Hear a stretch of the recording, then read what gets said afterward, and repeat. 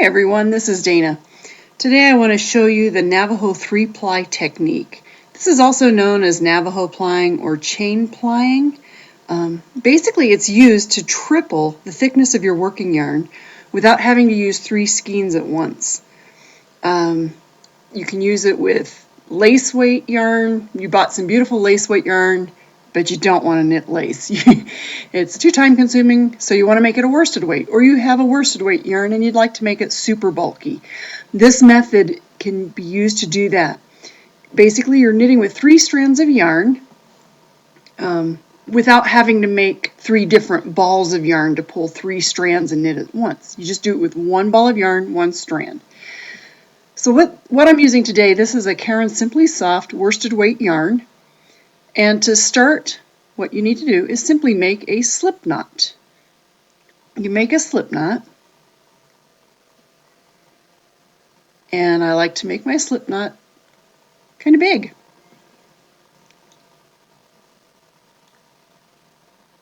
And I'm going to show you how to cast on, and we'll do a little bit of knitting so you can see how the whole thing works. But right now, so I've made it a long slip knot, and I have the working yarn that goes to the ball. So those 3 strands together are what I'm going to knit with. So just for the purposes of this demonstration, I'm going to go ahead and cast on and knit a little bit so you can see how this works. So I've got my 3 strands of yarn. I am just going to take these. Now remember, these 3 strands of yarn are now the 1 strand. Consider them the 1 strand that you knit with. I'm just going to do a simple double E-wrap cast on, and to do that I'm just going to put a slip knot on the peg. And again, I'm using these 3 strands as 1.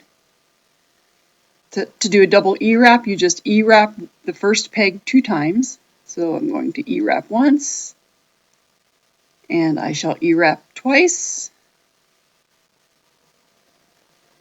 and knit the bottom loop off over the top loop. Okay, again, we'll do that again. E-wrap once, E-wrap twice, and knit off.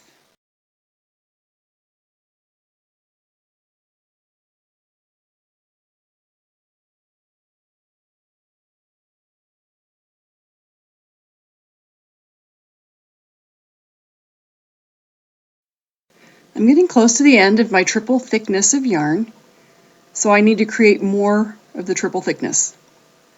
To do that, you just take your loop and grab the working yarn from the ball through that loop and just pull the working yarn out.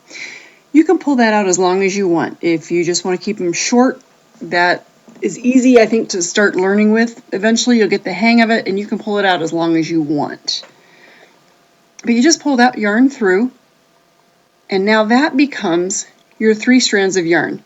And where it's joined there, that little section, that is basically invisible in your fabric once you get to knitting.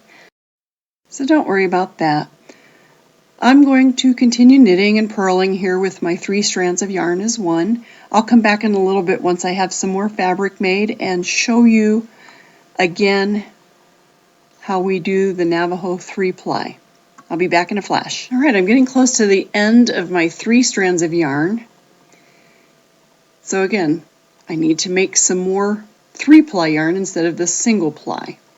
To do that, I take my loop and I pull the working yarn through the loop and just pull it out a little bit. And voila, 3 more strands of yarn. All right, I'm going to pull this fabric off and just show you. Doesn't that worsted weight yarn look like a thick, bulky weight yarn? So this works great for worsted weight yarns if you need it to be a super bulky, or if you're like me and you found this beautiful ball of lace weight yarn, but you just don't want to knit lace. You can make it into a worsted weight yarn using this technique. So there you go. You've just learned the Navajo 3-Ply technique, also known as Navajo plying or chain plying.